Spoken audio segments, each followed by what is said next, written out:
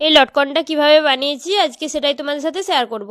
তো এটা সাইডটা নিয়েছি 5 ইঞ্চির মতো আর পুরো লম্বাটা নিয়েছি 20 ইঞ্চির মতো।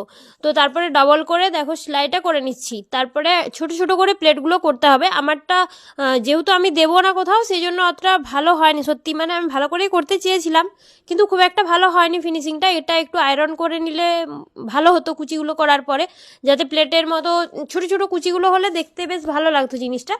তো যাই হোক, কুচিগুলো করে নিয়ে দেখো বাড়তি যে পিসটা আছে ওইটা কেটে নিচ্ছি ছিটটা।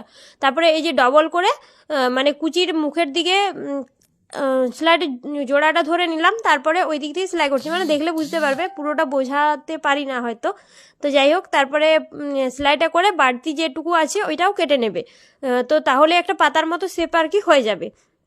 তারপরে এটাকে খুলে পরে আর একটা উপরে চাপ সেলাই দিয়ে দেবে, তাহলে পাতার মতো হয়ে যাবে। তারপরে যদি তোমাদের পাড় থাকে তো পাড় থেকে নিয়েও তোমরা ওইখানে সরু যে উপরে দেখবে দেওয়া আছে, প্রথমেই দেখালাম, তো সেটাও দিতে পারো, আবার লেস দিয়েও দিতে পারো। তো এটা আমি যেহেতু কোথাও দেবো না সেই কারণে আমি আর অত মানে খাটিনি। তো এটা আমি শুধুমাত্র লেস দিয়ে করে দেখলাম, আর উপরটাতেও ডুরিটাও কাপড়ের ছিট দিয়ে করলে দেখতে ভালো লাগবে হয়তো। তো আমি এটাও একটা রেডিমেড টুকরো ছিল সেটা দিয়ে করেছি।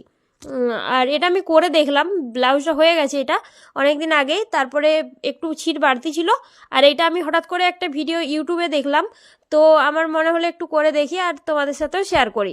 তো সেই জন্যই আমি এটা করলাম। যদি কারোর ভালো লাগে অবশ্যই ভিডিওটা শেয়ার করে রাখতে পারো, আর তোমরাও চাইলে কিন্তু করতে পারো। তো আমিও যদি কোনো পিস একটু বেশি লাগবে, মানে ছিট সবসময় বেশি থাকে না, তো ছিট বেশি না হলে করাও যাবে না। তো যদি কারোর বেশি ছিট থাকে আমি অবশ্যই কারোর একটা ব্লাউজ ট্রাই করে দেখবো। আর এইটা কিন্তু দেখতে খুব একটা খারাপ লাগছে না, ভালো লাগছে। তো তোমরা আর একটু সুন্দর করে করো, অবশ্যই দেখতে ভালো লাগবে। আর খুব একটা বড়ও নয়, অনেকে বড় বলছিলে।